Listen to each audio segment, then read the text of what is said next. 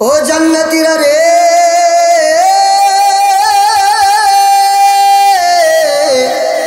আজকে তোমরা জান্নাতের মধ্যে আরামে আছো, আর আমাদের গায়ে দাউ দাউ দাউ দাউ করে আগুন চলে। ওই কবরে ওই দুনিয়াতে যদি আমরাও তোমাদের মতো নামাজ পড়তাম, তাহলে এই কঠিন কিয়ামতের ময়দানে আমরা জাহান্নামী হিসাবে নিযুক্ত হতাম না। সুবহানাল্লাহ বলি। এজন্য ভাইরা আমার, নামাজ ছাড়বেন না ধরবেন? নামাজকে বলো না কাজ আছে, কাজকে বলো আমার নামাজ আছে। নামাজকে বলো না কাজ আছে, কাজকে বলো আমার নামাজ আছে। নামাজ বিহীন পরপারে কি জবাব দিবে তুমি প্রভুর কাছে? নামাজ বিহীন হাসরেতে কি জবাব দিবে তুমি প্রভুর কাছে? কথা ঠিক কিনা? ইয়া আইয়ুহাল্লাযীনা আমানুস্তাঈনু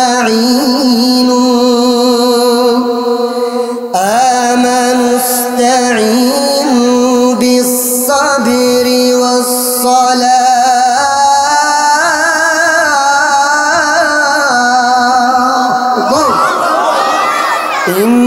ইন্নাল্লাহা মা'আস-সাবিরিন।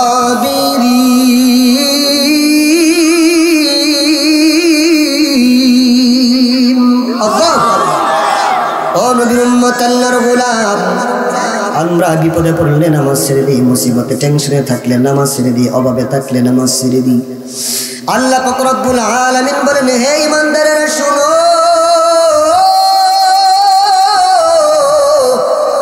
তোমরা যখন বিপদে পড়ো, মুসিবতে পড়ো, চিন্তায় পড়ো, তোমরা নামাজ ছাড়বা না, নামাজ ছাড়বা না, নামাজ ছাড়বা না। বান্দা, তুমি যতই বিপদে পড়ো, নামাজের মাধ্যমে এবং ধৈর্যের মাধ্যমে আমি আল্লাহর কাছে চাইতে দেরি হবে, আমি আল্লাহ তোমার জীবনের চাওয়াগুলো পূরণ করতে দেরি হবে না। সুবহানাল্লাহ। রায়পাশা মাদ্রাসা মসজিদ এর উদ্যোগে আয়োজিত বাৎসরিক ওয়াজ ও দোয়ার মাহফিলের সম্মানিত সভাপতি, প্রধান অতিথি, বিশেষ অতিথিবৃন্দ, জাতির মাথার মুকুট হযরত রাসূলুল আম্বিয়া উলামায়ে কেরাম, আমার সামনে উপস্থিত মুরব্বিয়ানে আযম, কলিজার টুকরা যুবক ভাইয়েরা, পর্দার আড়ালে মাইকের আওয়াজ শ্রবণরত সম্মানিত মা ও বোনেরা, আমরা প্রথমে শুকরিয়া আদায় করছি যে মহান আল্লাহ পাক রব্বুল আলামিন আমাদেরকে হাজারো মানুষ থেকে যাচাই করে বাছাই করে এই দ্বীনি মজলিসে জান্নাতের বাগানে আসার, বসার, কিছু কথা বলবার শুনবার তৌফিক দান করেছেন। এজন্য আমরা প্রত্যেকই শুকরিয়া আদায় করছি, আলহামদুলিল্লাহ। হালকা একটু দিয়ে দেন, আগেরটা সুন্দর ছিল। ভাইয়েরা আমার, আমরা এতগুলা মানুষ এখানে, যদিও কম তারপরে মোটামুটি কম না। এই বাচ্চারা কথা বলবো না, হ্যাঁ, যদি কথা বলে তাহলে কিন্তু পিছনে, কারণ মজলিসের কিন্তু আদব আছে, যে কথা বলবা সে ফেল করবা, আর ফেল করলে শাস্তিছে পিছনে যেতে। তো ফেল করবা কেউ তোমরা? এই দেখ কত মানুষ ফেল করলে সবাই দিকে নেবো, শরম না? তো ফেল যেতে না করো। তো ভাইয়েরা আমার, আমরা এতগুলো মানুষ এইখানে শুকরিয়া আদায় করলাম, কিন্তু আওয়াজটা তেমন হয় নাই। ভাইয়েরা আমার, আপনাদেরকে শুরুতে একটা প্রশ্ন করব, এইখানে যদি মাহফিল না হয়ে বিশাল বড় একটা প্রজেক্টর লাগানো হতো, যেমন রাস্তার মুড়ে মুড়ে দেখে আসছি, ওই প্রজেক্টর আজকে কি বরিশালের খেলা নাকি? হ্যাঁ, আপনাদের বরিশাল যদি ছক্কা মারতো বা জিততো, তাহলে এইবার জিতছে বরিশাল শব্দটা আসতে হতো না আরো জোরে হতো? সবাই বলেন, জোরে হতো না আসতে হতো? অথবা যদি কোনো নেতার মিটিং মিছিল হতো, অমুক ভাইয়ের চরিত্র ফুলের মতো পবিত্র, এবার যাবে মঙ্গল, এবার যাবে গ্রহ, এবার যাবে নক্ষত্র, এবার যাবে প্যান্ডেল, মাইক, লাইট, ঠেলা গাড়ি যা আছে সব, এই সাউন্ডটা এর চেয়ে জোরে হতো না আসতে হতো? হুদা জোরে না, অনেক জোরে হতো। প্রশ্ন করতে পারেন, হুজুর নেতার মিটিংয়ে জুড়ে জুড়ে অমুক ভাইয়ের চরিত্র কইলে নেতা আমাদের জন্য বিস্কুট রাখছে, চা রাখছে, বিড়ি রাখছে, পান রাখছে, খিচুড়ি রাখছে, বিরিয়ানি রাখছে, আপনি ঢাকা থেকে আমাদের জন্য কয় বস্তা বিড়ি আনছেন যে আপনার কথা আলহামদুলিল্লাহ গো? এমন লোক আছে না নাই? আসলে আপনাদের জন্য বিড়ি, সিগারেট, তামুক, কুক্কা মুক্কা কিছুই আনতে পারি না। শুধু নিজের জীবনটা নিয়ে আসছি, অত্যন্ত কষ্ট হয়েছে, তারপর আপনাদের ভালোবাসায় আসছি, বরিশালের মানুষ শুনছে অত্যন্ত ভালো। তো আপনাদের ভালোবাসায় ছুটে আসছি, কিছু আনতে পারিনি, তবে আলহামদুলিল্লাহ ফজিলতটা বলে দিচ্ছি। আলহামদুলিল্লাহ বলতে বা লিখতে 8টি অক্ষরের প্রয়োজন হয়। আপনাদেরকে শুরুতে একটু বিরক্ত করব, সকলে একসাথে বলেন তো দেখি, জান্নাতের দরজা কয়টা? জান্নাত কয়টা? আলহামদুলিল্লাহ বলতে বা লিখতে হরফেও লাগে 8টা। তো জান্নাতের দরজাও 8টা, আলহামদুলিল্লাহ বলতে বা লিখতে হরফেও লাগে 8টা। কেউ যদি শুকরিয়া জবান করে একবার আলহামদুলিল্লাহ বলে, আলহামদুলিল্লাহ বলতে দিলে হয়, আল্লাহ তাআলা তার জন্য জান্নাতের 8টা দরজা খুলতে দিলে হয় না? বলি সুবহানাল্লাহ। এই যে লাভ বুঝি বাস, আওয়াজ বেড়ে গেছে। ভাইয়ের আমরা বলেন তো দেখি, জান্নাতের 8টা দরজা খোলা, এটা কি বিড়ি, তামুক, কুক্কা এটি খাওয়ার থেকে লাভ কম না বেশি? অনেকে বলতে পারেন, হুজুর এখানে বেশিরভাগ মুরব্বীরা বসে আছে, আমরা বিড়ি টিড়ি ইত্যাদি আমরা টানি না। আচ্ছা, মুরব্বীরা বিড়ি টানে না? টানে না? কোন টানে না? হেরাও আগায় নাই, তাকায় দেখে নাতিরে গাছের সাথে বাইদা রাখছে। বাচ্চা মানুষ, বন্ধু কয়, কিরে বন্ধু কালকে আমার লোকে ঘুরলি, মজা খাইলি, আজকে তোরা গাছের সাথে বাইদা রাখলো, কারণটা কি? বন্ধুরে খুব মনে ব্যথা। কই কি ব্যথা, একটু কষাই করে কি লেগে বাঁধছি? এবার কয়, আমার মনের মধ্যে ব্যথাটা এটা একটু আমি সুরে সুরে কইতেছি, সুরে সুরে কইলে কিন্তু শুনবি? হ্যাঁ, সুরে সুরে করলে তো আরো বলে ইমোশনাল ধাক্কা লাগে। আর যদি সুরে সুরে কদি তোর মনের দুঃখটা কি? এবার বালকের দুঃখের কথা বলে, আরে দাদাই যখন বিড়ি টানে,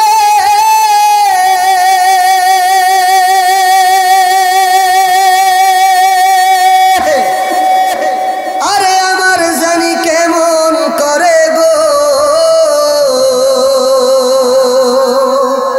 আর ইচ্ছা করে দাদার মতো বিড়ি মারি টান, আর ইচ্ছা করে দাদার মতো বিড়ি মারি টান, তাই আমি দিছিলাম ওই বিড়ির মধ্যে টান, তাই বাবা এটা দিখাই আমারে দিছে এখনো বান। কথা ঠিক না?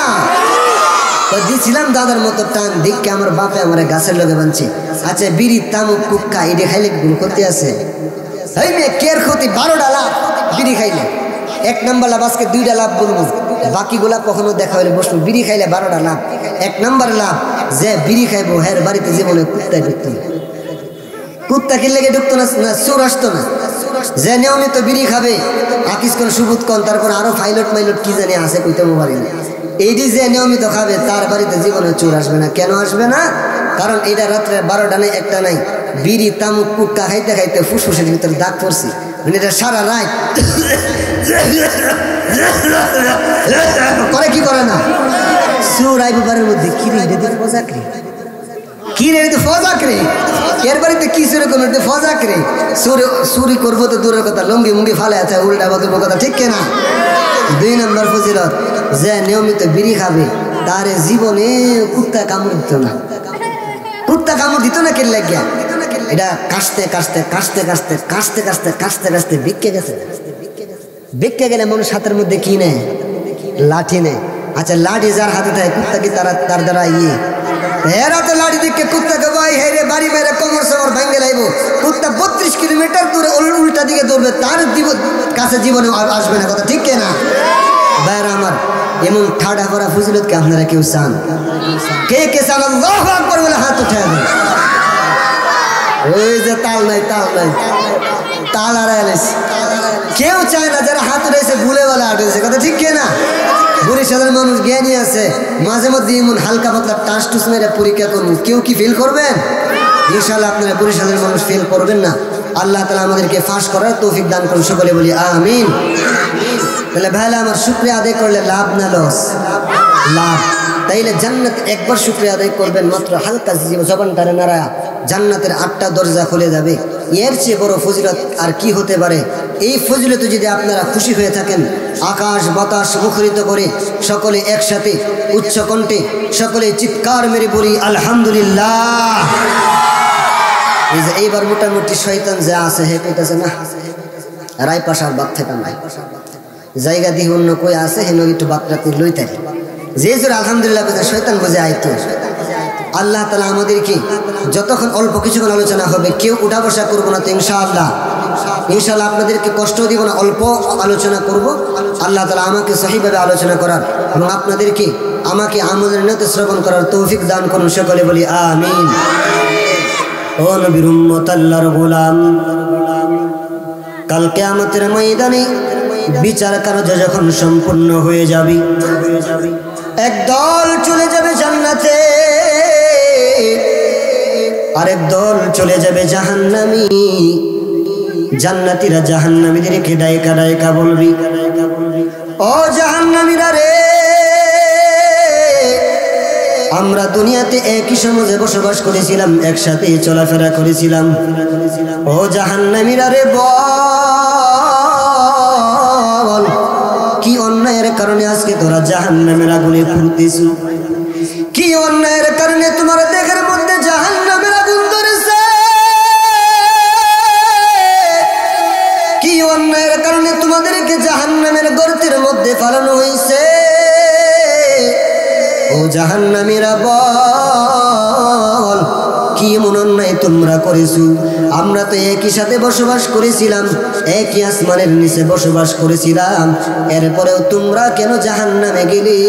আমাদের প্রশ্নের জবাব দাও।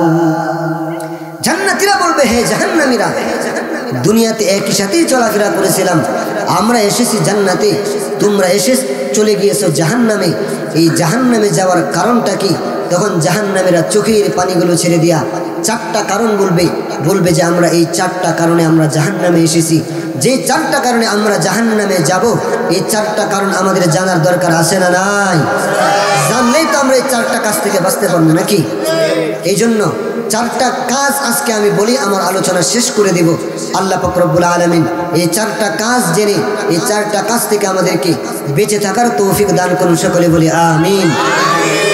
মা সালাকাকুম ফি সাকার, সূরাতুল মুদ্দাসির এর 2 নম্বর পৃষ্ঠা শেষের দিকে বলেন, মা সালাকাকুম ফি সাকার, জাহান্নামীরা জান্নাতীরা জাহান্নামীদেরকে সওয়াল করবে, প্রশ্ন করবে, তোমরা কেন জাহান্নামে গেলা? জাহান্নামের উত্তর দিবে, ক্বালু লাম নাকু মিনাল মুসাল্লিন।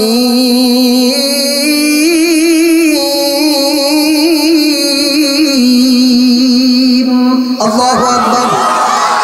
ও নবীর উম্মত আল্লাহর গোলাম, জাহান্নামীরা 1 নম্বর চোখের পানিগুলো ছেড়ে দেয়া বলবি, ও আমার জান্নাতি ভাইরা, ও জান্নাতের অধিবাসীরা,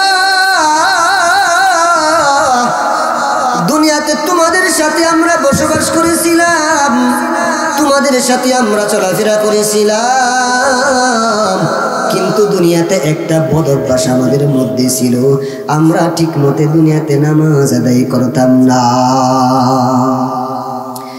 আমরা দুনিয়াতে নামাজ আদায় করতাম না,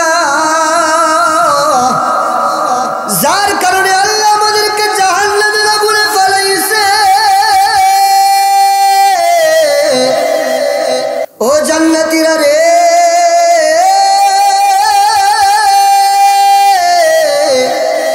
আজকে তোমরা জান্নাতের মধ্যে আরামে আছো, আর আমাদের গায়ে দাও দাও দাও দাও করে আগুন জ্বলে। ওই কবরে ওই দুনিয়াতে যদি আমরা তোমাদের মতো নামাজ পড়তাম, তাহলে এই কঠিন কিয়ামতের ময়দানে আমরা জাহান্নামী হিসাবে নিযুক্ত হতাম না। সুবহানাল্লাহ বলি। এজন্য ভাইরা আমার, নামাজ ছাড়বেন না ধরবেন? নামাজকে বলো না কাজ আছে, কাজকে বলো আমার নামাজ আছে। নামাজকে বলো না কাজ আছে, কাজকে বলো আমার নামাজ আছে, নামাজ বিহীন পরপারে কি জবাব দিবে তুমি প্রভুর কাছে? নামাজ বিহীন হাসরেতে কি জবাব দিবে তুমি প্রভুর কাছে? কথা ঠিক কিনা? চিন্তা করে দেখেন, নামাজ বিহীন ওই কিয়ামতের ময়দানে আল্লাহ তাআলার সামনে কি জবাব দিবেন? মায়ার নবী বলেন, আউয়ালু মা ইউহাসাবু বিহিল আবদু ইয়াউমাল কিয়ামাতিস সালাহ। ও আমার উম্মতেরা শুনো, ওই কিয়ামতের ময়দানে তোমাদের হিসাব নেওয়া হবে, হিসাব নেওয়া হবে। ফামাইয়া আমাল মিসকালা যাররাতিন খায়রান ইয়ারা, যাররা যাররা হিসাব নেওয়া হবে। ও আমার উম্মতেরা শোনো, কাল কিয়ামতের ময়দানে যে তোমাদের হিসাব নেওয়া হবে, সর্বপ্রথম তোমাদেরকে নামাজের হিসাব নেওয়া হবে। সুবহানাল্লাহ বলি। সর্বপ্রথম আমাদের নামাজের হিসাব নেওয়া হবে। অতএব নামাজের হিসাবে যদি গরমিল করি তাইলে আমাদেরকে বাঁচানোর মতো কোনো রাস্তা থাকবে না। এজন্য ভাইয়ারা আমার, হিসাব মিলায় দেখেন, নামাজ পড়বেন না ছাড়বেন। সামান্য পরিমাণ বিপদ আসলেই আমরা নামাজ ছাইরা দেই, সামান্য পরিমাণ মুসিবত আসলে আমরা নামাজ ছাইরা দিই। আর আল্লাহ তাআলা কি কয় শুনেন, ইয়া আইয়ুহাল্লাযীনা আমানুস্তাঈনু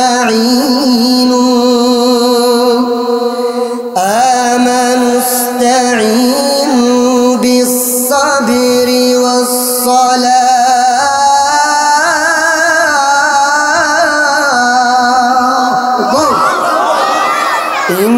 ইন্নাল্লাহা মা'আস-সাবিরিন।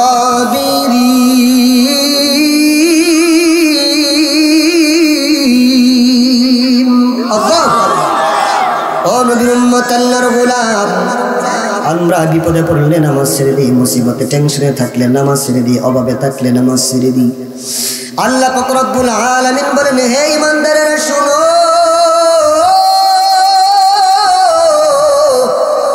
তোমরা যখন বিপদে পড়ো, মুসিবতে পড়ো, চিন্তায় পড়ো,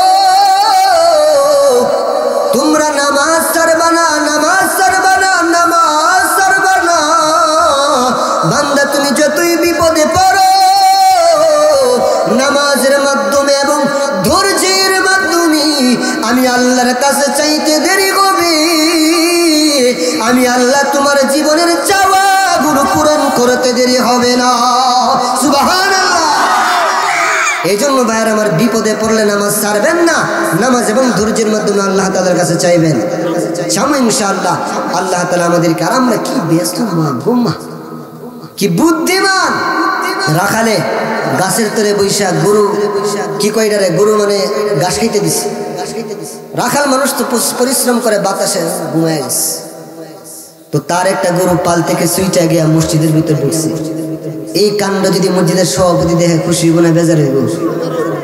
আবার করছে রাখালে, বড় লোকে করলে তাও কিছু করে নইলে, আবার রাখালে করছে, ঘুমায় গেছে, গরুকে মসজিদের ভিতরে ঢুকছে।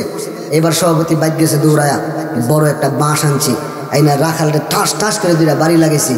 বাড়ির লাগে রাখাল লাভ দেওয়া উঠছে, এই নিয়ে আপনার মানে বাড়ি মারলেন কে? সভাপতি টভাপতি মানে না, আন্তাজি বাড়ি মারলে কে? আপনারা ছেড়ে দিব নাকি? তোর কি আমি আন্তাজি বাড়ি দিছি নাকি? কই কই তুই কিল্লে কে বাড়ি দিছেন? কই তোর গরু দিয়ে মসজিদের ভিতরে ঢুকছে, তুই কি দেওয়া না? কই এই মেয়ে, আপনি মেয়ে সভাপতি হয়েছেন, আপনি আসলেই বোকা।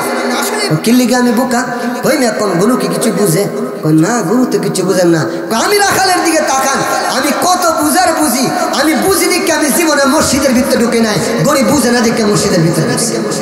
চিন্তা করছেন? হ্যাঁ, কি বুঝাটা বুঝছি, হ্যাঁ বুঝে না দেখে জীবনে মসজিদে ঢুকে নাই, আর গরু বুঝে না দেখে মসজিদের ভিতরে ঢুকছে। এমন চালাক আমাদের বাংলাদেশে আছে না নাই? তাকায় দেখে এক লোকে বিয়ার দাওয়াত খাইতে যায় গরুর বাছুর লইয়া, তো এলাকার মানুষে কই, এই বেড়া কই যাও গরু লইয়া? চোখকে কি দেখো না নাকি?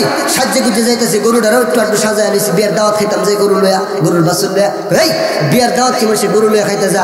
তোমরা কিন্তু কথা কও না, তোমরা এক আঙ্গুল বেশি বুঝো। তুমি তোমার নাতির লইছ, হ্যাঁ হ্যাঁ ফুতির লইছে, হ্যাঁ 14 গোষ্ঠীর লইয়া 500 টাকা দেখাই আইছে, আর আমার নাতি নাই, ফুতি নাই, বন্ধু নাই, বান্ধব নাই, তাইলে আমি কারে খাওয়ামু? 500 টাকা ফুসাইতে হইব না, এটা লাগে আমি গরু লইয়া যাইতেছি, গরু লইয়া যাইতেছি। ওয়াশটা পুষাইতে মনে লাগে আমি গরু লিয়ে যেতেছি। এমন চালাক আছে না নাই? এমন চালাক হওয়া যাবে না, এমন চালাক হওয়া যাবে না। আল্লাহ তাআলা আমাদেরকে হেফাজত করুক, সকলে বলি আমিন।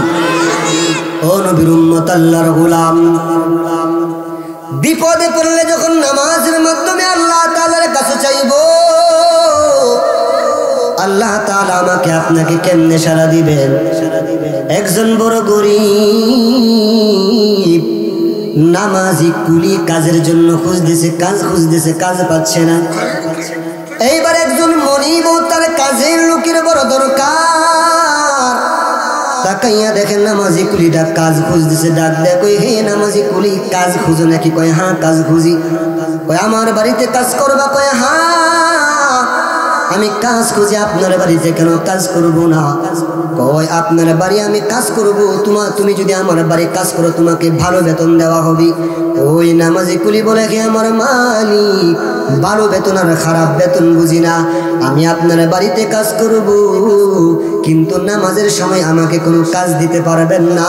নামাজ হবে আপনার পাহাড় পরিমাণ কাজকে আমি ধাক্কা দেয়া ফালাইয়া চলে যাব, আমাকে বাধা দিতে পারবেন না। এই শর্তে যদি রাজি থাকেন আপনার কাজ আমি কামলা কাটতে রাজি আছি।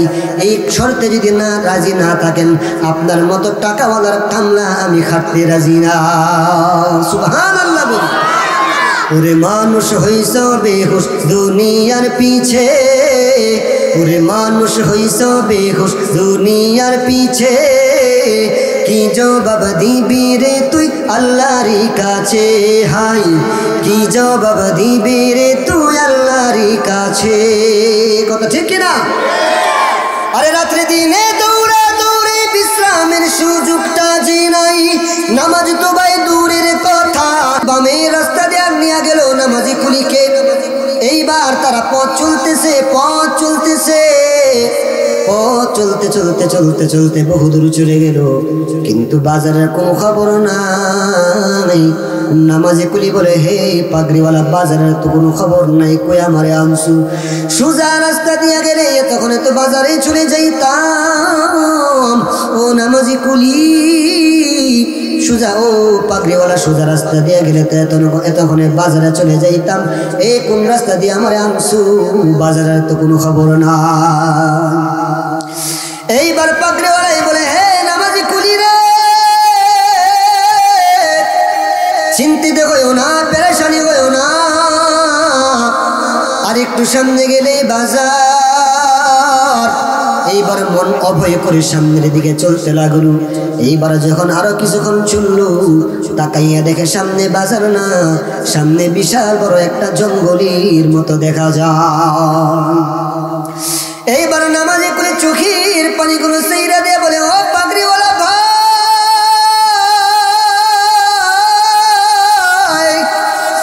এ তুমি আমারে কই আনছো? এই দিয়ে তো বাজার নাই, সামনে তো বিশাল বড় একটা জঙ্গল দেখা যায়। এইবার পাগড়িওয়ালায় বলে, নামাজি কুলির না, সামনের এটা জঙ্গল না, কয়েকটা গাছপালা, চলো সামনে চলো, কোনো ভয় নাই, আমি সব চিনি। এইবার নামাজি কুলিটারি বুঝাইয়া শুনাইয়া জঙ্গলের ভিতর ঢুকাইছে। নামাজি কুলি তাকায় দেখে জঙ্গল তো আর শেষ হয় না, যত জঙ্গলের ভিতরে ঢুকে জঙ্গল তত গভীর হয়, জঙ্গল তত অন্ধকার হয়, জঙ্গল তো আর ফুরায় না। এইবার নামাজি কুলি বলে, জঙ্গল তো শেষ হয় না, আমারে কই আনছো? এইবার কই, আর একটু সামনে গেলি জঙ্গল শেষ, চলো আর একটু সামনে গেলেই বাজার, আর একটু সামনে গেলে জঙ্গল শেষ। বুঝে শুনে অনেক দূর নিয়ে গেল। এইবার নামাজি কুলি অনেকক্ষণ পরে দেখে যত যায় জঙ্গল তত অন্ধকার হয়। এইবার নামাজি কুলি তাকাইয়া দেখে, আরে জঙ্গল শেষ হওয়ার তো কোনো নাম নাই, জঙ্গলের পাশে মানুষের মরদেহগুলো পড়ে আছে, জঙ্গলের পাশে মানুষের হাতের কঙ্কালগুলো পড়ে আছে, জঙ্গলের পাশে মানুষের কল্লা কাটা দেহ পড়ে আছে, জঙ্গলের পাশে রক্ত, গাছের সবুজ পাতাগুলো পর্যন্ত রক্তে লাল হয়ে গেছি। এইবার নামাজি কুলি বলে, ও পাগড়িওয়ালা রে, এই আমারে তুমি কই আনলা? এখানে তো রক্ত আর রক্ত, লাশের পর লাশ, লাশের পর লাশ, লাশের পর লাশ, এইখানে তোমার আমারে কেন আনছো? এইবার নামাজি কুলির এই জবাই ওই ডাকাতটা পিছন থেকে লাভ দিয়ে পাগড়িওয়ালায় নেমে গেল। পাগড়িটা টান দিয়া খুইলে ফালাইল। খুইলে ফালায় বলে, ওরে নামাজি কুলি, ওরে বোকা, আমি তোর বন্ধু না রে। পাগড়ি দেখা আমার বন্ধু ভাবছু, আমি তোর বন্ধু না, আমি হলাম ডাকাত। আমি তোর মালগুলো চিনে নেওয়ার জন্য তোরে বাজারে আনছি। নাউজুবিল্লাহ বলি, আমার বন্ধু ভাবছো, তোর মালগুলো চিনে নেওয়ার জন্য তোরে মানছি রে বেটা। পিছনে জায়গা হচ্ছে না, একটু জিকির করে সামনে দিকে আগে আসি। লা ইলাহা ইল্লাল্লাহ, লা ইলাহা। যারা জায়গা করে দিবেন আল্লাহ তাআলা তাদেরকে জান্নাতে জায়গা করে দিবে। একটু কষ্ট করে যার সামনে ফাঁকা জায়গা আছে চলে আসেন। লা ইলাহা, লা ইলাহা ইল্লাল্লাহ, লা ইলাহা ইল্লাল্লাহ, লা ইলাহা ইল্লাল্লাহ। আসিয়ায় খেলে প্রেমের খেলা, ফেরাউন দেয় তারে কত জ্বালা। আসিয়ায় খেলে প্রেমের খেলা, ফেরাউন দেয় তারে কত জ্বালা। আসমান থেকে আল্লাহ বলে, আসমান থেকে আল্লাহ বলে, খুলে দেবে বেহেশতের তালা। লা ইলাহা ইল্লাল্লাহ। কেউ জবান বন্ধ না রাখি জুড়ে জুড়ে মাশাআল্লাহ। লা ইলাহা। ফেরাউন কয় আসিয়ারে, নবীর কালিমা দাও গো সিরি। ফেরাউন কয় আসিয়ারে, নবীর কালিমা দাও গো সিরি। আসিয়ায় বলে ছাড়ব না তো, আসিয়ায় বলে ছাড়ব না তো, আমারও জীবন গেলে। লা ইলাহা ইল্লাল্লাহ, লা ইলাহা ইল্লাল্লাহ, লা ইলাহা, লা ইলাহা ইল্লাল্লাহ মুহাম্মাদুর রাসূলুল্লাহ। ও নবীর উম্মত, আল্লাহর গোলাম, নামাজি কুলিরে বলে, হে নামাজি কুলিরে, আমি তোর বন্ধু না, আমি তোর এইখানে বুঝায় শুনে আনছি তোর মালগুলো রেখা দেওয়ার জন্য। এইবার শুনেন নামাজি কুলি কি বলে। নামাজি কুলি ডাক দিয়া বলে, ও ডাকাত রে, আমার মালগুলো তুই রাখিস না, আমার সম্পদগুলো তুই রাখিস না। কেননা আমার মালিক আমার এইগুলো আমানত দিয়েছে। আমি যখন আবার মাল সম্পদ ছাড়া আমি যদি আমার মালিকের কাছে ফিরিয়া যাই, আমার মালিক আমারে ভুল বুঝবি, ভাববে আমি তার মালগুলো কাইরা নিছি। কালকে আমাদের ময়দানে আল্লাহ তাআলার সামনে যদি আমার মালিক আমার বিরুদ্ধে নালিশ দেয়, ও ডাকাত, আমি কালকে আমাদের ময়দানে বাঁচতে পারবো না।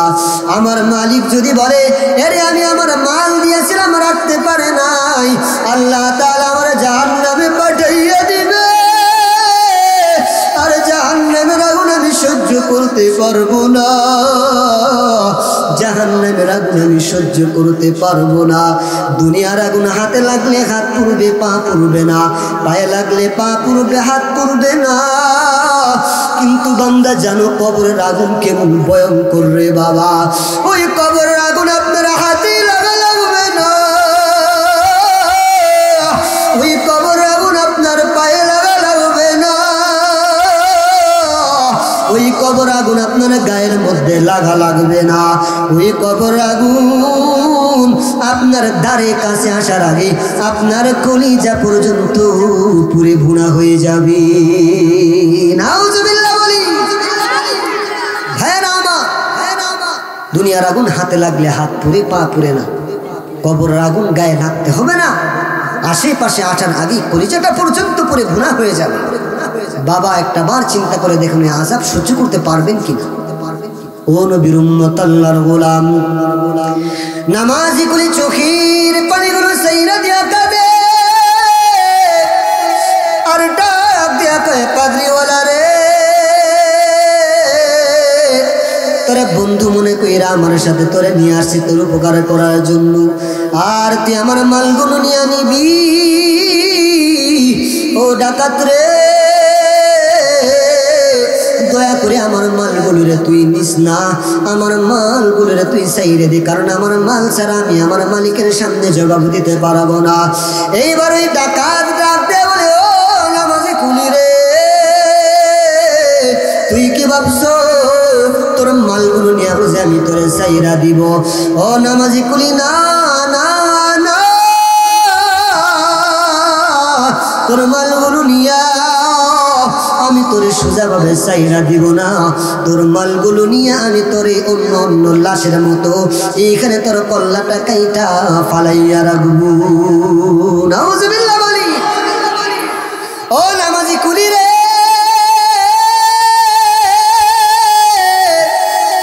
তুই কি ভাবছো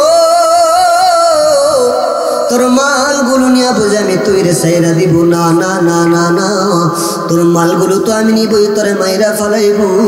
এইবার নামাজি কুলি দুইটা হাত বাড়ায়া দিয়া বলি, ও পাদ্রীওয়ালা রে, আমারে মারবি না, আমারে মারবি না, কারণ আমি যদি মাল নিয়ে মালিকের কাছে না যাই আমার মালিক ভাববে তার সম্পদগুলো নিয়ে বুঝে আমি পালায়া গেছি, আমার মালিক আমার ভুল বুঝবে। ও নামাজি কুলি, ও পাগড়িওয়ালা রে, তুই আমারে মারিস না, আমারে মারিস না, কিন্তু পাগড়িওয়ালা রে যত বুঝাই পাগড়িওয়ালা তো আর বুঝে না, পাগড়িওয়ালা রে যত বুঝায় পাগড়িওয়ালা আর বুঝে না। কই না না না না না, তোরে মাইরা ফালাইব, বাসে রাখবো না। এইবার নামাজি কুলিটা চোখের পানিগুলো সাইরা দিয়া বলে,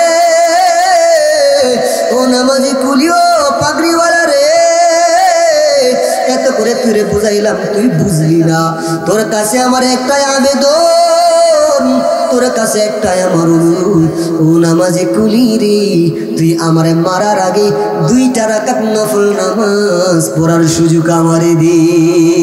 সুবহানাল্লাহ। চিন্তা করছেন? ও নবীর উম্মত আল্লাহর গোলাম, 2টা রাকাত নামাজ পড়ার সুযোগ আমারে দে। শুধু 2টা রাকাত নামাজ আমি পড়তে চাই, সুযোগ দেও। এইবার কয় 2 রাকাত নামাজই তো পড়বি, পর পর পর, সমস্যা নাই। এইবার বান্দাটা নামাজি কুলিটা 2টা হাত বাড়ায়া দিল, হাত তাকবীরে তাহমিদ বাদলু, বাইদা সানা পড়লো, সূরা ফাতিহা পড়লো, চোখে দিয়া পানিগুলো জার জার করে পড়তেছি, আমি আর বাঁচবো না রে,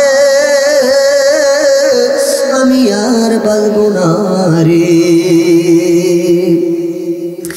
আমার 2টা রাকাত নামাজ শেষ হলে আমার গলাটার মধ্যে তরবারি চালাইয়া দিবে, আমি আর বাঁচবো না। চোখের পানিগুলো সাইরা দিয়ে কাঁদে আর সূরা ফাতিহা পড়ে, কিন্তু বান্দা ভয়ের কারণে, কান্নার কারণে সূরা ফাতিহার পরে সূরা মিলাবে, সূরা মনে আসতেছে না।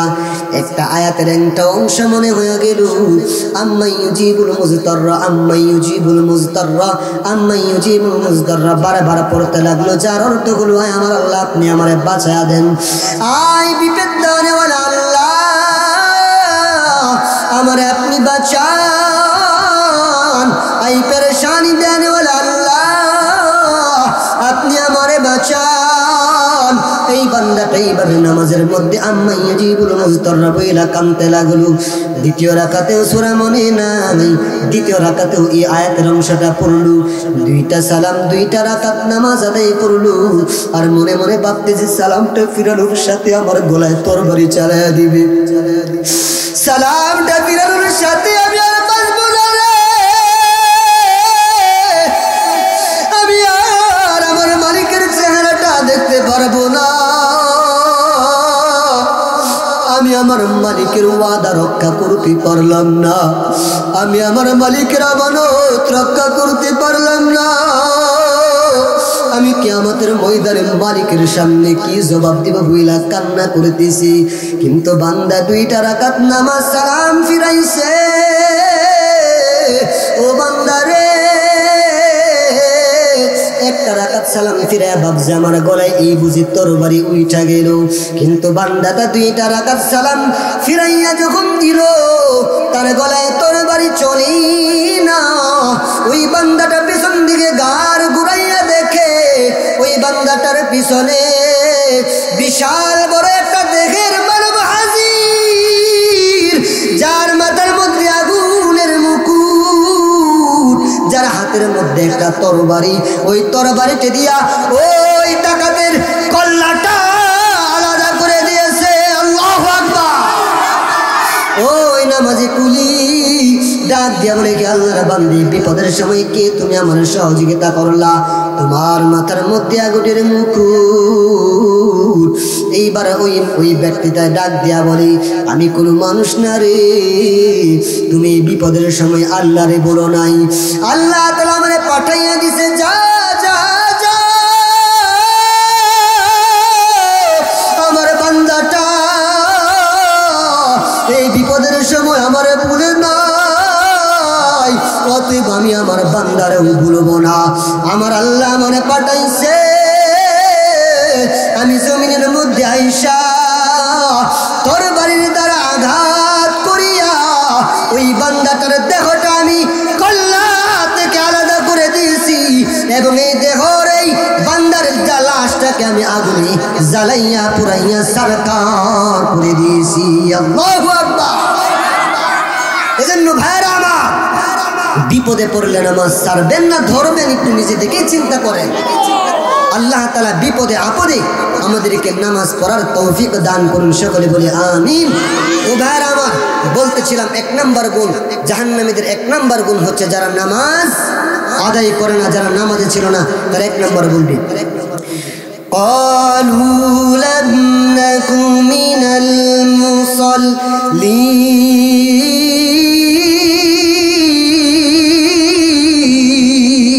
আল্লাহু আকবার।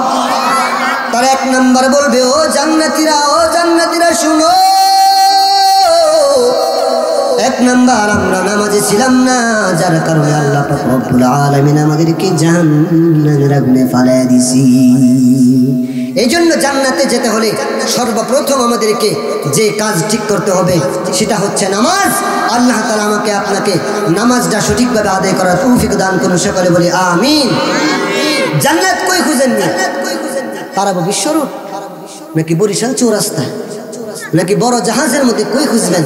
আল্লাহ তাআলা কই, এই বেটা, জান্নাত খোঁজার জন্য বরিশাল চৌরাস্তা যাওয়া লাগবে না, জান্নাত খোঁজার জন্য মক্কা মদিনা এইখানে ওইখানে যাওয়া লাগবে না। এ বান্দারা, তোমার ঘরেই জান্নাত আছে, প্রত্যেকটা সন্তানের জান্নাত, প্রত্যেকটা মায়ের পায়ের তলে বলি আলহামদুলিল্লাহ। জান্নাত কার কার আছে হাত উঠায় দেখেন। আলহামদুলিল্লাহ বলি বেশিরভাগের মা আছে। মা কার কার আছে হাত উঠায়।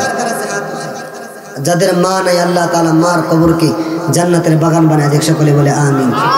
এখনো মাঝে মাঝে মাঝে রাত ঘুমের ঘরে ঘুম থেকে জেগে উঠি আমি, বারে বার জেগে দেখি সবই আছে, মায়ের স্মৃতিগুলো করে হাহাকার শুধু, মানে জীবনে আমার,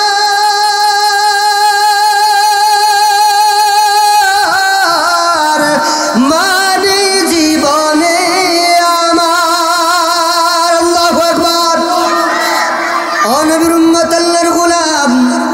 বিশ্বনবী বলেন রিজাল রব্বি বিরিজাল ওয়ালিদাইন, যার প্রতি যার মা খুশি তার প্রতি আমার আল্লাহ পর্যন্ত খুশি। ও নবীর উম্মত আল্লাহর গোলাম, কে মাকে হারাইছো, কে বাবাকে হারাইছো, ওরে যুবক আজকে তোমার মায়ের খেদমত করতে ভালো লাগে না, কারণ মা একটু বুড়া হয়ে গেছি। বাবার খেদমত করতে ভালো লাগে না,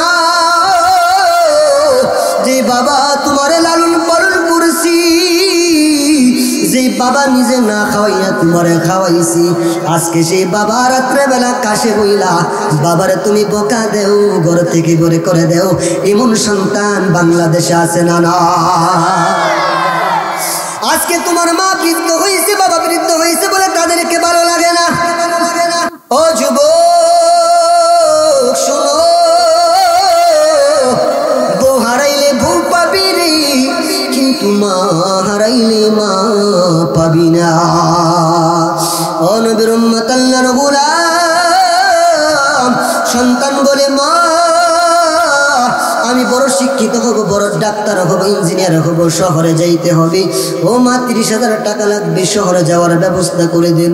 মা ডাক দেয় বলে রে সন্তান, টাকা নাই পয়সা নাই, তোর 30,000 টাকা করতে ব্যবস্থা করে দিব। তোর বাবা রোজানে রোজ খাওয়াই, ও সন্তান রে বল তোরে কেমনে বিদেশ পাঠাইব, বল তোরে কেমনে শহরে পাঠাইব। এইবার কয় মা তুমি কি চাও না আমি বড় হয়ে? কই হ্যাঁ আমি তো চাই। মা এমন বাবা এমন রে, নিজের রক্ত বেচা হলেও সন্তানের দাবি পূরণ করতে পারে মা বাবা। কথা ঠিক কিনা? প্রয়োজনে নিজের কলিজা বেছে দিবে, এরপর সন্তানের গায়ে আঘাত লাগবে, সন্তানের মনে আঘাত লাগবে, কখনো সহ্য করতে পারে না। কথা ঠিক কিনা? আর আমরা সেই মা বাবার অন্তরে কষ্ট দিই। ও নবীর উম্মত আল্লাহর গোলাম, এইবার সন্তান যখন চোখের পানিগুলো ছেড়ে দেয়া কাঁদি, ও বাবা আদর্শ নারীতে বহুদিন আগে ঘটনাটা পেয়েছিলাম, বাংলাদেশের ঘটনা রে বাবা। এইবার মা বান্ধবীর বাড়িতে ঘুরে, বান্ধবীর বাড়িতে ঘুরি, ডাক দেয়া কয় ও আমার বান্ধবী রে, আমার সন্তান বিদেশ যাবে, আমার সন্তানের টাকা নাই, আমার টাকা নাই, ও বান্ধবী রে কিছু টাকা ধার দে, এই টাকাগুলো দিয়া আমি আমার সন্তানটারে বড় শিক্ষিত বানাইব।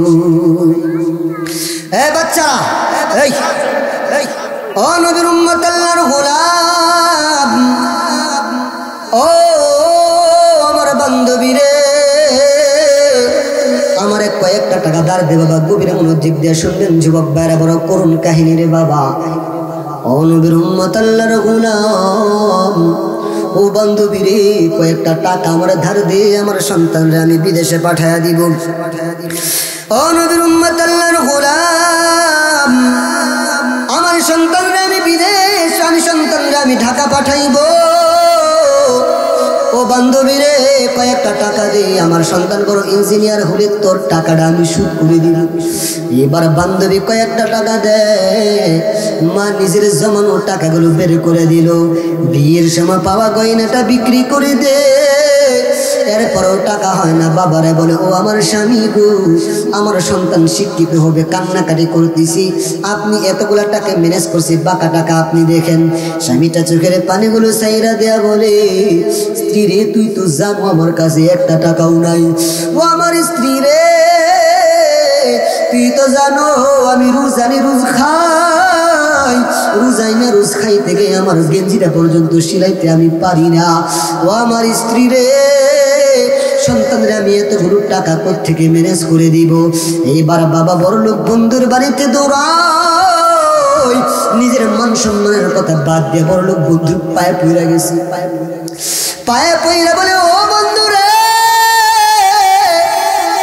আমার সন্তানরা বড় ইঞ্জিনিয়ার হবে, শহরে যাবে, 30,000 টাকা লাগবে, আমার স্ত্রী কিছু টাকা ম্যানেজ করছে, তুই বাকি টাকা দে, হাওলাত দে। বা তোর হাওলাত যদি না দেও ও আমার বন্ধুরে তুই বল তোর বাড়িতে কয়দিন আমার মনি খাটতে হবে, যে কয়দিন বলো এই কয়দিন তোর বাড়িতে মনি খাটবো আমি, বিনিময়ে আমার এতগুলো টাকা দি। সুবহানাল্লাহ বলি বই তোর বাড়িতে আমি মুনি খাটবো, তুই যতদিন বলো ততদিন আমার সন্তানটাকে যাতে বিদায় করতে পারি। 30,000 টাকা দরকার, এতগুলো টাকা স্ত্রী ম্যানেজ করছে, বাকি টাকা যদি তুমি দাও আমার বড় উপকার হয়। ও নবীর উম্মত, আল্লাহর গোলাম বন্ধু দিয়া দিল, তারা বাড়িতে মুনি খাটলো, বন্ধুর বাড়িতে বন্ধু মুনি খাটে সন্তানের জন্য। ও নবীর উম্মত, আল্লাহর গোলাম, কিন্তু সন্তানরা বড় কপাল পুরা, 30,000 টাকা নিয়ে শহরে চলে গেল, পড়াশোনা করে বড় ডিগ্রি অর্জন করে নিল। কিন্তু সন্তানটা একটা প্রেম হয়ে গেল, যুবতীর সাথে প্রেম হয়ে গেল, রিলেশন হয়ে গেল। ওই যুবতী ডাক দেয়া কয়, বড় ধনী যুবতী ডাক দেয়া কয়, তোমার মা গরিব, তোমার বাবা বড় গরিব, আমাকে যদি তুমি স্ত্রী হিসাবে পেতে চাও তাইলে তোমার মা বাবাকে চিরদিনের জন্য বাদ দিতে হবে। নাউজুবিল্লাহ বলি। ও আমার স্বামী, ও আমার প্রেমিক, ও আমার প্রেমিক, আমার যদি স্ত্রী হিসাবে পেতে চাও তোমার মা বাবারে আজীবনের জন্য বাদ দিতে হবে। এইবার ওই সন্তানটা ডাক দেয়া কয়, ওরে যুবতী, তোরে আমি আমার জীবনের চেয়েও বেশি ভালোবাসি, তোর জন্য আমার মা বাবাকেও আমি গোটা দুনিয়াকেও ছেড়ে দিতে পারি। নাউজুবিল্লাহ বলি। কার গরো খাইলি আর দিলি কার? কার ওসিলা সিন্নি খাইলি, মুল্লা চিনলি না। ও নবীর উম্মত, আল্লাহর গোলাম, এইবার বছরের পর বছর কেটে গেল, বিবাহ করে নিল। আয়ের ওই দিক থেকে মা বাবা গরিব, ঠিক মতো খাবার দাবার পায় না, বড় অসহায় হয়ে গেল। এই দিক দিয়ে সন্তান আর বছরের পর বছর কেটে যায়, 15-20 বছর কেটে গেল, সন্তানের বাড়ির কোনো খবর নাই। এইবার সন্তান মাটাও পাগলের মতো ঘুরে আর খুঁজে, আমার সন্তান কই গেল, 20 বছরে কেন আসে না? মা পাড়ায় পাড়ায় বুঝে, মহল্লায় মহল্লায় ঘুরে, যদি দেখে কোনো যুবক ঢাকা যায়, শহরে যায়, যুবকের অনবিনয় করে বলে, ও যুবক রে, তুমি তো শহরে যাও, আমার সন্তান ঢাকায় থাকি। ও যুবক, আমার সন্তানের যদি তোমার সাক্ষাৎ হয় তাইলে বইল আমার সন্তান যেন আমাকে একটা নজরে দেখার জন্য আসি। এইবার যুবকের পরে যুবক যায়, সন্তানের সাথে দেখা হয় না। যত মানুষ শহরে যায় প্রত্যেকটা মানুষের বইলা দেয়, একটু আমার সন্তানের খবর দিও, কিন্তু কারোর সাথে দেখা হয় না। একদিন হুট করে একজনের সাথে দেখা হয়ে গেল। ওই যুবকটা ডাক দিয়া বলে, ও বান্দারে, এতদিন আগে তোর মা বাবার রাইখা আসছো, তোর মা বাবার চেহারাটার কথা কি একবার মনে হয় না রে? ও যুবক, তোর মা বাবার কথা কি একবার মনে পড়ে না? ও যুবক, তোর মা তোরে একটা নজর দেখার জন্য বেহুশ হয়ে গেছে। ও যুবক, একটা বারের জন্য বাড়িতে ঘুরে আয়। যুবকটা মায়ের কথা হুট করে মনে আসতে স্ত্রীর কাছে দৌড়াইয়া গেল। স্ত্রীরে বলে, আমার স্ত্রী রে, একটা দিনের জন্য আমার সুযোগ দেও, আমি আমার মার এক নজরে দেখে আসবো, আমি আমার বাবার একটা নজর দেখে আসবো, তারা নাকি অসুস্থ। এইবার স্ত্রী বলে, যদি তোমার বাবারে দেখতে যাইতে হয় আমার তালাক নামাই সাইন দিয়া, আমার তালাক দিয়া তারপরে বাবার বাড়িতে যাও। নাউজুবিল্লাহ বলি। তালাক নামাই সাইন দিয়া তারপরে বাবার বাড়িতে যাও। ও নবীর উম্মত, আল্লাহর গোলাম যুবক বলে, না আমি যাব না, তোমার সাথে আমি থাকবো। এইবারও সন্তান আসলো না। যুবক যখন এলাকায় চলে আসলো, মা পাগলের মতো দৌড়ায়, ডাক দেয়া কয়, ও যুবক, আমার সন্তানরে দেখছো নি? সন্তানের সাথে সাক্ষাৎ হয়েছি নি? কয়, হ্যাঁ, আপনার সন্তানের সাথে সাক্ষাৎ হয়েছে। আপনার সন্তানরে আসার জন্য বলছি, সে অনেক বড় লোক, গাড়িতে চলে, বড় বিল্ডিং এর মালিক। কয়, আমার সন্তান তো আসি না, আমার সন্তান তো আসে নাই। এইবার মা পাগলের মতো কাঁদে, আমার সন্তান কইরি, আমার সন্তান কই, আমার সন্তান কেন আমার দেখার জন্য আসে না? কিছুদিন পর আরেকজন যুবক যাবে, তার ঠিকানাটা বইলা দিল, আমার সন্তান অমুক ঠিকানায় থাকে, যাই আমার সন্তানকে বলবা বেশি দিন আমি বাঁচবো না, আমি মরার আগে আমার সন্তানটারে একটা নজরে দেখতে আমি চাই, বলে মরার আগে যেন আমার এই আশাটা আমার সন্তান পূর্ণ করে।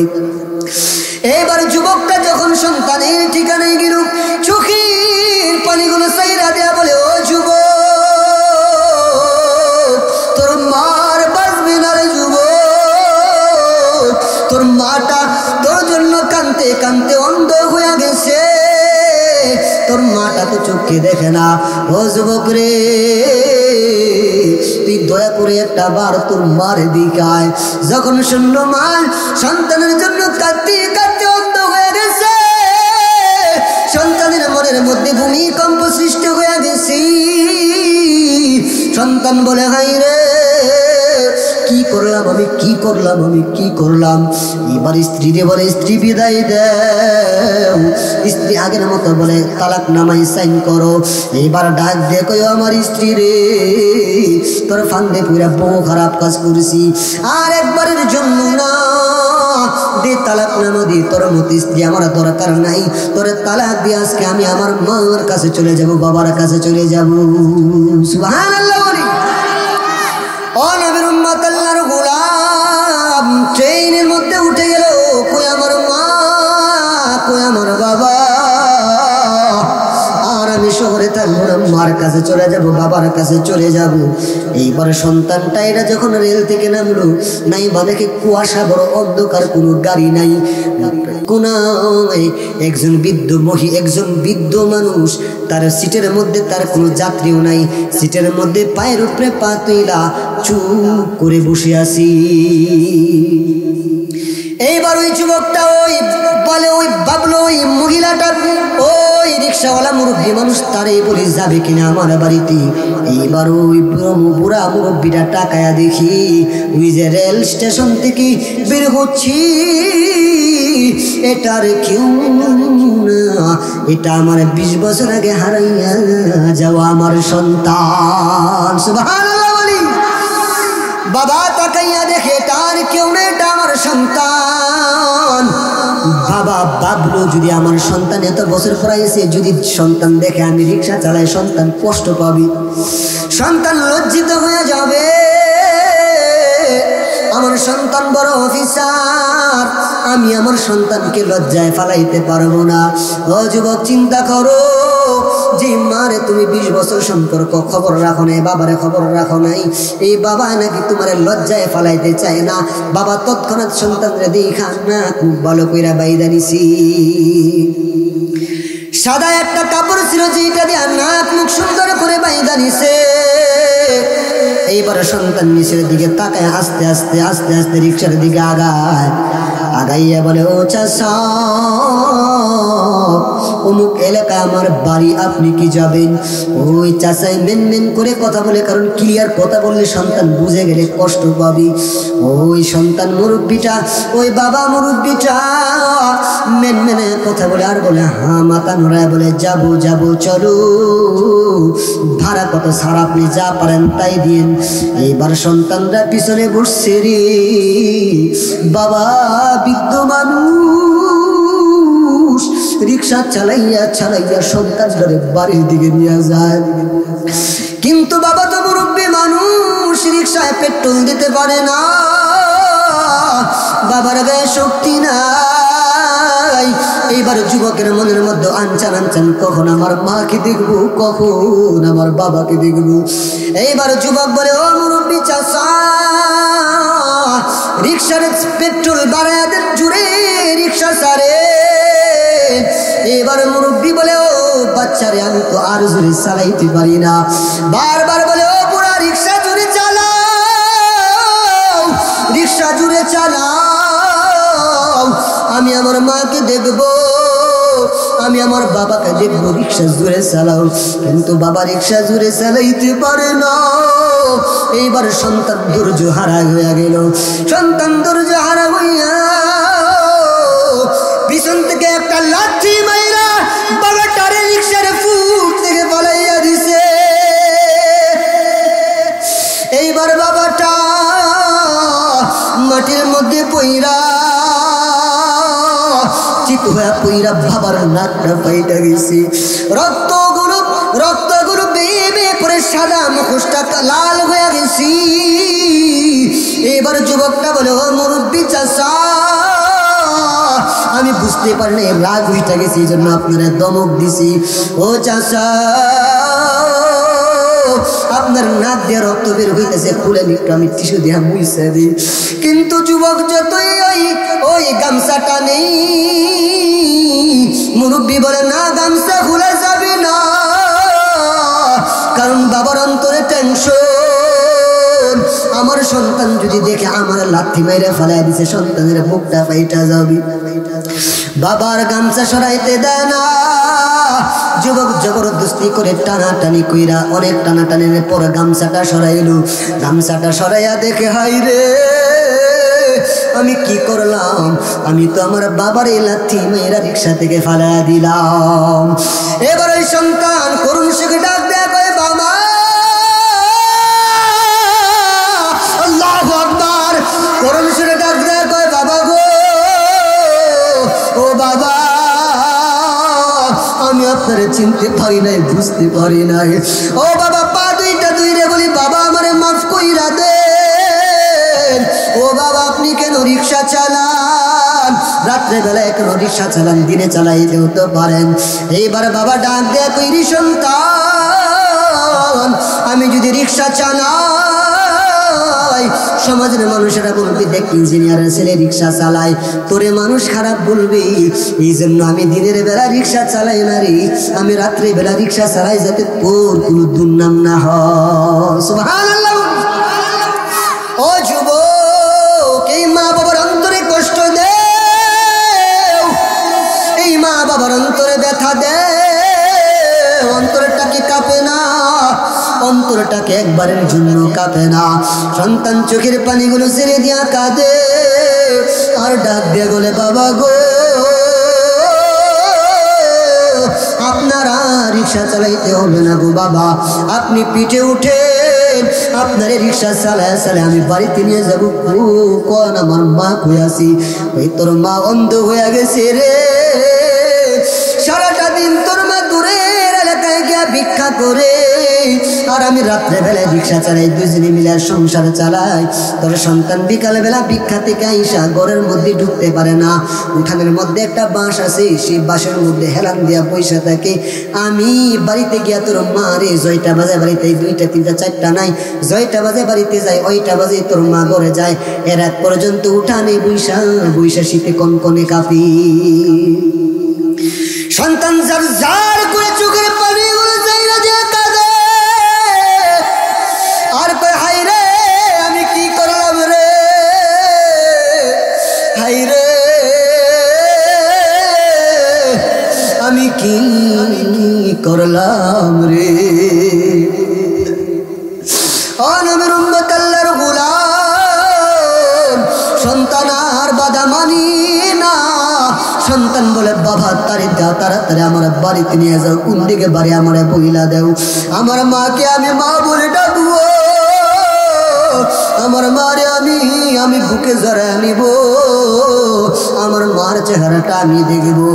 এইবার সন্তান বাড়ির দিকে যাও, তাকাইয়া দেখি সিরা কাপড় পরিয়া একটা বৃদ্ধ মহিলা, খুন একদম বিরা খিটখিটে বিরা খিটখিটে বুড়া মহিলা, একটা বাঁশির মধ্যে ঘিরান দিয়া বসে আছি, চক্ষুটা অন্ধ, চুলগুলো পায়কার সাদা হয়ে গেছে, চুলগুলো মাথায় কুই মাগিছি। ও নবীর উম্মত আল্লাহর গোলাম বলল ও বাবা এইটাকে তো, এটা কেউ না, এটা হলো তোর মা। এইবারে সন্তান একবার সামনের দিকে যায় আর বলে আমি এতদিন পর মার কাছে আসছি, মারে বুকে জড়ায় নিব। আবার যখন চিন্তা করে হাই রে আমার জন্য আমার মা অন্ধ হইছে রে, আমি আমার এই মুখটা কেমনে মায়ের সামনে নিব। একবার সামনের দিকে যায় তো দুই পা পিছনের দিকে আসে, এইভাবে করতে করতে একটা বার একটা দৌড় মায়েরা মায়ের কাছে চলে গেল। ওই সন্তানটা মাকে জড়ায় দেওয়ার জন্য যখন একটু টাচ করলো, তাকে দেখে মাটা আর টাচের সারা শব্দ দেয় না, মায়ের গায়ে টাচ করতেই মা চিত হইয়া শক্ত হইয়া পাশে কাট হইয়া হেলান দিয়া পুড়ে গেল। এইবারে সন্তানটাকে মা, ও মা তুমি কেন পুইরা গেলা গো মা,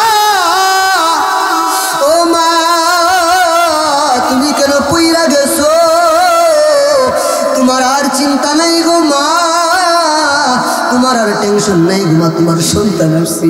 কিন্তু এখন যতই মা মা করে ডাকি, মা তো আর সাড়া দেয় না।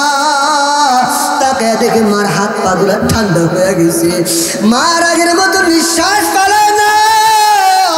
এইবার সন্তান বলে, মা তোমার কাছে এতদিন পর্যন্ত আসি নাই, এতদিন পর আমি আসলাম, এই জন্য তুমি রাগ কইরা আমার চাইরা দুনিয়া থেকে চুইরা গেল নাকি মা? ও আমার মা, আমার ডাকে সারা দে, তাড়াতাড়ি আমার জন্য ভাত বাইরা আনো। ও মা, কতদিন তোমার হাতের রান্না খায় না গো মা, তুমি এত কষ্ট করে আমার মা বড় বানাইছো, নিজে না খাওয়াই আমারে খাওয়াইছো।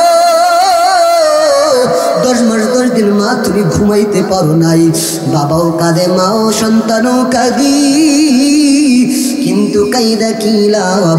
কারণ মা একবার হারাইছে, যে দুনিয়া থেকে চলে যায় ওরে তো আর দুনিয়া থেকে পাওয়া যায় না।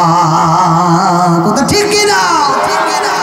এই জন্য হে যুবক, দুইটা পা বাড়ায় তো দুইটা পায়ে ধরে বলি, বাবা রিজার রব্বি বিরিজাল ওয়ালিদাইন, যার প্রতি যার মা বেজার তার প্রতি আল্লাহ বেজার, যার প্রতি যার মা বাবা খুশি তার প্রতি আল্লাহ খুশি, আর যার প্রতি আল্লাহ খুশি তার স্থান হবে জান্নাতে।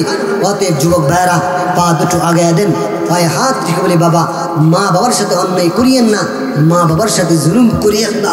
আল্লাহ তাআলা সন্তানদেরকে মা বাবার সাথে সদ্ব্যবহার করার তৌফিক দান করুন, সকলে বলি আমিন। সমাজের একটা বাস্তব চিত্র আপনাদেরকে বলি।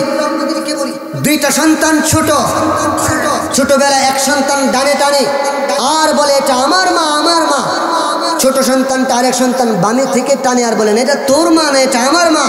এক সন্তান এদিক থেকে টানে, আরেক সন্তান ওদিক থেকে টানে, এটা আমার মা। এক সন্তান এদিক থেকে টানে, এটা আমার বাবা তোর বাবা না। আরেক সন্তান এদিক থেকে টানে, এটা আমার বাবা তোর বাবা না। এই সন্তান দুইটাই যখন বড় হয়ে যায়, তখন এই দুইটা সন্তানই এক পাশ থেকে সন্তান ঠেলে আমার মা রে, এটা আমার মা না, আমি খাওয়াইতে পারবো না, তুই খাওয়া। ওই সন্তানগুলাই বড় হয়ে বলে আবার ওই সন্তান এই পাশ থেকে ঠেলে এটা আমার মা না, তোর মা তুই খাওয়া। কথাটা কি ঠিক কিনা? আমাদের সমাজের চিত্র এমন, যেদিন আপনার মাকে প্রয়োজন ছিল সেদিন আপনি আপনার মাকে নিজের মা বললেন, আর যেদিন আপনার মাকে আপনার প্রয়োজন হলো না সেদিন আপনি বললেন এটা আমার মা, এটা তোর মা, তুই খাবো। আল্লাহ তাআলা মা বাবার সাথে বেয়াদবি করা থেকে আমাদেরকে হেফাজত করুক, সকলে বলি আমিন।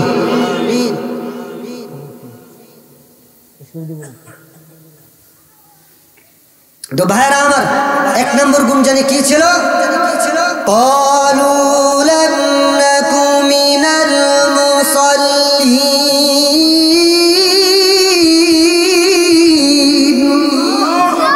1 নম্বর গুণ, বান্দা নামাজ আদায় করো। ও বান্দা, বান্দা নামাজ মিস দিবা না, কারণ জাহান্নামীদের 1 নম্বর গুণ, জাহান্নামীরা বেনামাজি। এজন্য ভাইরা আমার আপনার নামাজ আদায় করতে হবে। নামাজ যদি আদায়, আলেম নামাজ তো আদায় করবে, আলেম ওলামাদের সাথে আমরা সম্পর্ক রাখবো। আল্লাহ তাআলা আমাদেরকে তৌফিক দান করুন, সকলে বলি আমিন। 1 নম্বর গুণ নামাজ আদায় করা। 2 নম্বর গুণ, ওয়ালাম নাকুনু তু'ইমুল মিসকিন।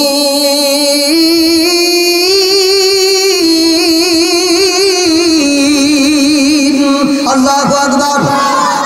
ও নবীর উম্মত, আল্লাহর গোলাম জাহান্নামীদেরকে বলবে, ও জাহান্নামীরা তোমরা কেন জাহান্নামের মধ্যে আজকে আসলা? জাহান্নামীরা বলবে আমাদের মধ্যে 2 নম্বর যে বদ অভ্যাসটা ছিল, আমরা এতিম মিসকিনদের পাশে থাকতাম না, মাদ্রাসা মসজিদের পাশে থাকতাম না। 2 নম্বর, আমরা এতিম মিসকিনদের পাশে থাকতাম না, মাদ্রাসার পাশে থাকতাম না। আজকে কিছু লোক আছে, হুজুর মুজুর দেখলে এলাকার মধ্যে কিছু মানুষ আছে যাদের গায়ের মধ্যে অ্যালার্জির তো বেশি চুলকানি হয়, এমন লোক আছে না নাই? মুল্লারা দেশটাকে খেয়ে ফেলছে, আছে না নাই? মুল্লারা বলে দেশটা খায় নিছে। এরার মাথা তো আছে কি? মুল্লাদের মাথায় কি আছে একটু বলবো? একজন বাদশাহ আলেমদেরকে বড় মহাব্বত করতে, একজন আলেমকে অত্যন্ত মহাব্বত করত।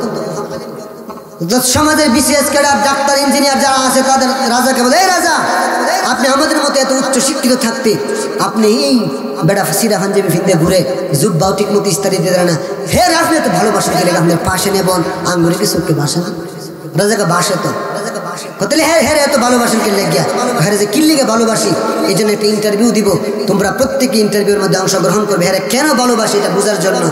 তোমরা প্রত্যেকে যাইবা ওই মোল্লার বাড়িতে যাইবা, ওই মোল্লার উঠানের মধ্যে বসবা, বসে ওই মোল্লার উঠানের মধ্যে আজ্ঞা দিবা। কি করতে কইছে? মোল্লার উঠানে বসে আজ্ঞা দিবা। তো গেছে মোল্লার উঠানে যখন কাপড় সাপড় খুলে মোটামুটি সিস্টেম করে বসবে, মোল্লায় ঘরের ভিতর থেকে দেখে বাউসা বলা না দৌড়ায় বেরিয়েছে, হেই হেই এতগুলা লোক তোমরা কি করো এখানে? কয় কথা কয়েন না, আগে কও কি করো? কয়ালো আমাদের মহারাজার আদেশ, আমাদের মহারাজা বলেছে আপনার বাড়ির উঠানে সবাই পায়খানা করতে। এবার পায়খানা করতে কইছে? হ্যাঁ। আচ্ছা শুধু পায়খানাই তো করতে কইছে, আর কিছু তো করতে কয় নাই? না আর কিছু করতে কয় নাই। তাহলে দাঁড়াও আইতাছি, একটা মিনিট পরে পায়খানাটা করো। এবার ঘরের ভিতরে গেছে, গিয়া লম্বা একটা মুগুর আনছে, মুগুর আইনে দাঁড়াইছে। ওই রাজা কিন্তু পায়খানা করতে কইছে, প্রস্রাব করতে কয় নাই। পায়খানা লগে এক ফোঁটা প্রস্রাব যদি বাইর হয়, বাইরে গেলাম কোমর সময় ভাই গেলাম। আচ্ছা পায়খানা করলে প্রস্রাব বাইরে কিনা? এবার দৌড়াই আইসে রাজার কাছে, রাজা এমন এমন কাণ্ড, বুজ্জাহের বুদ্ধি, এই কারণে হেরে এত ভালোবাসে। বাইরে আমার মসজিদের ইমাম, মাদ্রাসার হুজুর, এদের মাথার মধ্যে বুদ্ধি আছে না নাই? এই জন্য এদেরকে কখনো অবহেলা করবেন না। রাজারে ফাগলা কুত্তায় কামড়াইছে, রাজায় ঘোষণা করছে এলাকার মধ্যে যে আমারে কামড়াই তো বেহুদা খায়, বুঝেন না? এলাকার মধ্যে যে আমারে নতুন কথা শুনাইতে পারবা তারা আমার রাজ্যের অর্ধেক লেখা দিবে। যে আমার নতুন কথা শুনাই পারবা আমার রাজ্যের অর্ধেক তারা লেখা দিব। কেমন ফাগলা কুত্তায় কামড়াইছে চিন্তা করেন, কাতিমের কুত্তা কামড়াইছে এটা। এইবার প্রত্যেকে আসতেছে নতুন কথা শুনাইতে। খাদেম কয় রাজা ঘু আপনি কি ফাগল টাগল হয়ে গেছেন? কি লেগিয়া? কয় সবাই না নতুন কথাটা শুনে দিয়ে আপনার না ফকির বানায় দিব। এই বেটা আমিও তো বলদ না রে, যে যাই হুনা 2 ঘন্টা 3 ঘন্টা 4 ঘন্টা 5 ঘন্টা হুন মু আর হুন হুন মু আর হুন হুন কমু কি আমার হুনাইলে আমি তো সব জানি, ওই আগের এটা তো আমি আগের তুই জানি, কি আমার নতুন কথা শুনাই থাকতো না, শোনা শেষ হইব আর কোন এগুলো আমি জানি। যে আইয়ে আরে বেড়াতে কষ্ট করে 2 দিন 3 দিন ঘন্টার পর ঘন্টা লাগে কথা শোনা। আরে যাও যাও যাও, এগুলো আমি 33 বছর আগে জানি, যাও কি কাজে বাজে কথা লয়ে আইছো, ধমকায় পাঠায় দেয়। এবার প্রত্যেকে মন খারাপ করে 2 দিন পর্যন্ত মেহনত করলাম, কিতাবাদি খুঁজে নতুন কথা বের করলাম, এমন বই পড়লাম যেটা রাজার বাপেও দেখছে না, শুনাইলাম কই এটাও বিলে জানে। এবার হুজুরের কয় হুজুর এমন এমন ব্যাপার, হুজুরকে দিলে আমি একটু যাই, কই মিয়া আমরা এত বড় শিক্ষিত পারলাম না, আপনি কেমনে পারবেন? আপনার জায়গায় এনো না, যান যান যান, আপনি মোল্লা মানুষ মসজিদে হয়ে থাকেন, আপনি মোল্লা মানুষ মসজিদে ঘুমান গা, আপনার কাম হেনো না, হেন হয়েছে বুদ্ধিমানদের কাম, আপনার হেন গিয়ে কাজ নেই। মোল্লা কারে যাইতে ওষুধ দেখি তোমরা চান্স নিয়েছে আমি নিয়ে দেখি। আবার মোল্লায় গেছে গিয়ে রাজারে রাজা নতুন কথা শুনাইলে নাকি অর্ধেক লিখা দিবেন? হ্যাঁ লিখা দিব। নতুন কথা শুনাই তারবেন আপনি? শুনাই তার মতো, যদি না শুনাই তারেন কেউ কিন্তু শুনাই তারা নাই, আপনি তো না শুনাই তারেন আপনি শাস্তি দিব। ঠিক আছে না শুনাই তাহলে শাস্তি দিয়েন, তো আমার একটা সুযোগ দেন। আচ্ছা ঠিক আছে কও নতুন কি কথা শুনাইবা? এবার মোল্লায় কয় হুজুর, মোল্লায় কয় রাজা সাহেব আমি জি আপনার বাবার থেকে 500 কোটি টিয়া পাইতাম, এদিকে আপনি কোনো সময় শুনছেন? এইবার তো রাজায় পড়ছে বিপদে, যদি কই শুনছি ধমকটা দিয়ে আমি ভাই মিয়া আপনি জানেন আমি টিয়া পাই, এতদিন পর্যন্ত টিয়াটা দেন নাকি লেগিয়া, আর যদি কই শুনছি না তাহলে নতুন কথা শুনে নেব, আমার রাজ্যের অর্ধেক দেওয়ান লাগবো। বিপদে পড়েছিলেন আল্লাহ। এইবার রাজায় নরম হয়েছে, বাজান রে আমি বুঝছি তগলকে পারতাম না, মোটামুটি লাইন মাইন ক্লিয়ার করে মোল্লা সাহেব বিদায় করে দিছে। এজন্য ভাইরা আমার ভাববেন না যে মোল্লারা কিছু নাই, ভাববেন না যে আলেমদের কোনো যোগ্যতা নাই, ভাববেন না যে আলেমরা কিচ্ছু বোঝে না পারে না। পরিষ্কার ভাষায় বলে দিব, যারা বলো আলেমরা পরগাছা, আমি বলে দিব আলেম যদি না থাকতো এই গোটা দুনিয়ায় টিকে থাকতো না। কথা ঠিক কিনা? আলেম আছে বলে টিকে আছে মোদের দেশ, নইলে খুদা গজব দিয়া করে দিতেন শেষ। কথা ঠিক কিনা? আলেম যদি না থাকতো গোটা দুনিয়ায় থাকতো না। এই জন্য আলেমদের সাথে সম্পর্ক রাখবো না আল্লাহ তাআলা আলেমদের সাথে সম্পর্ক রাখার তৌফিক দান করুন, সকলে বলে আমিন। কতটা মনোযোগ সহকারে শুনবেন, এই কথাটা লয়ে বাড়ি যাবেন। নবী করিম সাল্লাল্লাহু আলাইহি ওয়াসাল্লাম বলেছেন কেউ যদি উলামায়ে কেরামের চেহারার দিকে তাকায়, সে যেন আমি নবীর চেহারার দিকে তাকাইলে বলি আলহামদুলিল্লাহ। কেউ যদি উলামায়ে কেরামের সাথে হাতের সাথে হাত মিলায়, সে সাথে হাত মিলাইলো বলি সুবহানাল্লাহ। কেউ যদি উলামায়ে কেরামের সাথে কাঁধ মিলা সেজন্য আমি নবীর সাথে কাঁধ মিলাইলো, কেউ যদি উলামায়ে কেরামরা হাদিয়া দেয় সেজন্য আমি নবীর হাদিয়া দিল, কেউ যদি উলামায়ে কেরাম অনুসরণ করলে সেই জন্য আমি নবীর অনুসরণ করলো। ভাইরা আমার, তাহলে উলামায়ে কেরামের অনুসরণ অনুকরণ মহব্বত ভালোবাসার দরকার আছে না নাই? ভাইরা বলতেছিলাম 2 নম্বর গুণ ওয়ালাম না কোন তাইমুল মিসকিন, তারা বলবে আমরা ইতিম মিসকিনদের পাশে থাকলাম না। 4টা গুণ থেকে 2টা গুণ গেল। ও নবীর উম্মত আল্লাহর গোলাম, মায়ার নবী বললেন ও সাহাবায়ে কেরাম শুনো, যুদ্ধের কাজে যাব, অনেক সাই সামানা লাগবে, অনেক সম্পত্তি লাগবে, প্রত্যেকেই দান সদকা করুন। এইবার ওমর বাড়ির দিকে দৌড়ায়, উসমান বাড়ির দিকে দৌড়ায়, আলী বাড়ির দিকে দৌড়ায়, প্রত্যেকেই বাড়ির দিকে দৌড়ায়। মায়ার নবী বলেছে টাকা লাগবে, দান করতে হবে, আর কোনো কথা নেই, প্রত্যেকে বাড়ির দিকে দৌড়ায়। ও নবীর উম্মত আল্লাহর গোলাম আবু বকর বাড়িতে গিয়া দেখে তার বাড়িতে কোনো কিছু নাই। স্ত্রীরে ডাক দেয়া বলে, ও স্ত্রী রে, মায়ার নবী দানের জন্য সামানা চাইছি, আমার ঘরের মধ্যে কি আছে দে, আমার মায়ার নবীরে দিতে হবে। এইবার ওমরের আবু বকরের বউ বলে, ও আমার স্বামী গো, আমাদের ঘরে তো কিচ্ছু নাই, আমাদের ঘরে এক পট আদা পর্যন্ত নাই, একটা রুটি পর্যন্ত আমাদের ঘরে নাই, একটা খেজুর পর্যন্ত আমাদের ঘরে নাই গো। ও স্বামী রহমাতুল্লিল আলামিন রে, আপনি কি দিবেন? ও নবীর উম্মত আল্লাহর গোলাম আবু বকর ডাক দিয়ে বলে, ও আমার স্ত্রী রে, কোটি কোটি টাকা লাগবে না রে, ও আমার স্ত্রী রে, আমি জানি আমার ঘরের মধ্যে কিছু নাই, এই জন্য আমি খেজুর পাতা দিয়া সালার সর দিয়া একটা জামা বানিয়ে আনছি, আমি এই জামাটা আমার গায়ের মধ্যে পরিয়া আমি আমার রহমাতুল্লিল আলামিনকে আমার গায়ের জামাটা আমি দিয়া দিব। ও নবীর উম্মত আল্লাহর গোলাম আবু বকর বলে, ও আমার স্ত্রী রে, ঘরের মধ্যে আর কি আছে বের করো। স্ত্রী বাঙ্গা হাড়ি পাতিল গুলো বের করতে লাগলো, স্ত্রী বাঙ্গা পাতিলটা বের করতে লাগলো, পুরানো ড্রাম গুলো বের করতে লাগলো। এইবার এগুলোর গাইটি বাই দাও, ওমর যখন নবীর দরবারে রওনা হয়ে যাবে, স্ত্রী ডাক দেখো, আমার স্বামী, আপনি যদি সালার সটার খেজুর পাতার জামা পইরা আপনার জামাটা যদি আপনি আল্লাহর নবীর কথায় দান করে দিতে পারেন, আমি আমার আপনার স্ত্রী হয়ে কেন পারবো না? আমার জন্য একটা সালার সটা আনো, আমার জন্য খেজুর পাতার পোশাক বানাইয়া আনো, আমি আপনার সাথে আজকে মিল রেখা দিব। ও নবীর উম্মত আল্লাহর গোলাম, এইবার স্ত্রী তার জামাটা পইরা খেজুর পাতার পোশাক পইরা স্বামীরে দিয়া দিল নবীরে দেওয়ার জন্য। কিন্তু আবু বকর এই আড়ালের মধ্যে দাঁড়ায় দেখে ওমর অনেক সামানা নিয়ে আসছি, উসমান কোটি কোটি টাকার সম্পদ নিয়ে আসছে, আলী কোটি কোটি টাকার সম্পদ নিয়ে আসছি, এইভাবে প্রত্যেকেই কোটি কোটি টাকার সম্পদ নিয়ে আসছে। আবু বকরের আড়ালে দাঁড়াইয়া চোখের পানিগুলো সাইরা দেয়া কাঁদে আর বলে, আল্লাহ, ইসলামের জন্য জীবনটা বিলাইয়া দিলাম, সম্পদগুলো বিলাইয়া দিলাম, এখন আমার কোনো কিচ্ছু নাই, আয় আমার আল্লাহ, এখন আমার কোনো কিচ্ছু নাই, আমার কোনো কিছু নাই বিধায় আমি দান করতে পারি নাই, আয় আল্লাহ, সিরাজ জামাটা নিয়ে আমি চলে আসছি, তাও 12-13টা তালি দেওয়া গো আল্লাহ, এত সাহাবীর সামনে আমি যখন সিরাজ জামাটা দিব আমার দিকে সবাই তাকায় হাসবে, আয় আমার আল্লাহ, সবাই আমার দিকে তাকাইয়া হাসবে, এইটা আমি সহ্য করতে পারবো না। আবু বকর কান্দি, নবীর সামনে যাওয়ার সাহস পায় না রে। কিন্তু অনেক পর যখন সবাই চলে গেল, তাকাইয়া দেখে জিব্রাইল হাজির। জিব্রাইল হাজির হইছে তো হাজির হইছে, অন্য সময় জিব্রাইল সাদা দবদবে পোশাক পরে হাজির হইতো।